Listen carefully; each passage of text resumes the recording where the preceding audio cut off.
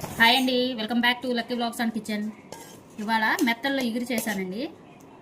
లైట్గా ఉంది, చక్కగా చాలా బాగుంది. అబ్బా కాలిపోతుంది, కాలుతుందండి.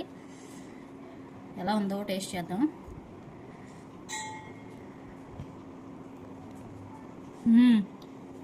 చాలా టేస్టీగా ఉందండి. మీరందరూ తప్పకుండా ట్రై చేయండి.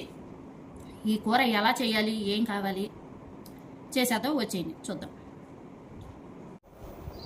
ఈ కూరలోనికి ఉల్లిపాయలు, చిన్న అల్లం ముక్క, వెల్లుల్లి, 4 పచ్చిమిరపకాయలు, ఇవన్నీ కూడా కచ్చాపచ్చాగా మిక్సీ పట్టుకోవాలన్నమాట.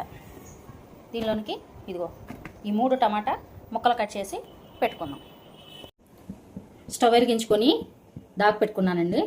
ఇది వేరుశనగ నూనె, ఇంట్లో పల్లీలు కొని పట్టించామండి. ఈ కూరకి పల్లి ఆయిల్ అయితేనే చాలా టేస్ట్గా ఉంటుంది.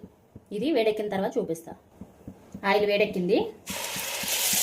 అల్లం, వెల్లుల్లి, ఉల్లిపాయలు, పచ్చిమిర్చి ఇవి మాత్రమే వేస్తానండి. ఇవి మొత్తం బాగా ఎర్రగా వేయించుకోవాలి. ఇదిగోండి ఉల్లిపాయ పేస్ట్ వేగుతుంది. ఇది మెత్తగా ఏం పట్టలేదు, కచ్చాపచ్చగా పట్టాను నేను. మరీ మెత్తగా అయినా బాగుండదు ఈ కూరలోకి. మాకు 2K సబ్స్క్రైబర్స్ వచ్చారండి. మీ అందరికీ చాలా చాలా థ్యాంక్స్. వ్యూస్ తక్కువ వస్తున్నాయండి ఫుల్ వీడియోస్కి. ప్లీజ్ చూడండి, మంచి మంచి వంటలు చేస్తున్నాను కదా. ఆల్మోస్ట్ ఇది వేగిపోయిందండి. ఇలా అడుగంటేలాగా వేయించుకోవాలి. ఎక్కువసేపు చేపలు వేసిన తర్వాత ఉంచమండి. ముందే కనుక మనం ఇలా వేయించేసుకుంటే పచ్చివాసన రాకుండా ఉంటుంది అనమాట. అందుకని ఇలా మాడుతుందేమో అన్నట్టుగా వేయించుకోమని చెప్తాను నేను అన్నిటికీ. ఇప్పుడు ఇందులోనే సన్నగా పొడుగా కట్ చేశాను టమాటా. ఇది వేసేసి ఇది కూడా గుజ్జు గుజ్జుగా అయ్యేలాగా వేయించుకోవాలి. టమాటాలు మగ్గటం కోసం కల్లుప్పు వేస్తున్నాను. కూరకు సరిపడా వేసేస్తున్నాను. ఇందులోనే పసుపు వేసేసి బాగా కలిపేసుకున్నాను. త్వరగా మగ్గిపోతాయి టమాటాలు. చూసారండి, ఇలా బాగా టమాటా పూర్తిగా మగ్గిపోవాలి.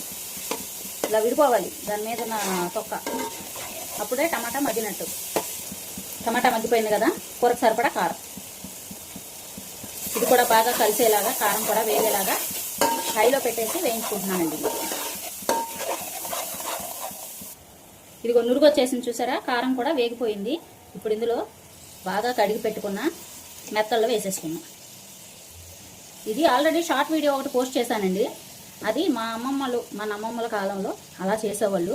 ఇది మనం చేస్తున్నాం అనమాట. ఇలా కూడా టేస్ట్ చాలా బాగుంటుంది, ట్రై చేయండి. ఒక్కసారి ఇవి ఇలా ఉన్నప్పుడే మనం కలిపేసుకోవాలి. తర్వాత కలపడానికి కుదరదు కదా. ఈ మసాలా అంతా దీనికి పట్టేలాగా కలిపేసేసుకొని కొద్దిగా వాటర్ వేసేసి ఇక మూత పెట్టేసుకున్నాం. ఇదిగోండి మొత్తం కలిపేసాను ముక్కలకు పట్టేలాగా. ఇది వాటర్ ఎక్కువే వేయలేదు చూడండి. ఊరికే మిక్సీ జార్ కడగటానికి వరకే పోసాను నేను ఇది, అంతే. ఒక్కసారి ఇలా అడుగు నుంచి కలిపేసుకొని మూత పెట్టేసుకున్నాం. ఒకసారి మూత తీసి చూద్దామండి. సరే, ఆల్మోస్ట్ ఉడికిపోయింది కూర. దీన్ని ఇప్పుడు ఒకసారి కలుపుకున్నాం గుడ్డబెట్టి. ఒక 5 మినిట్స్ అయితే రెడీ అయిపోయింది. ఒకసారి మూత తీసి చూద్దామండి మళ్ళీ.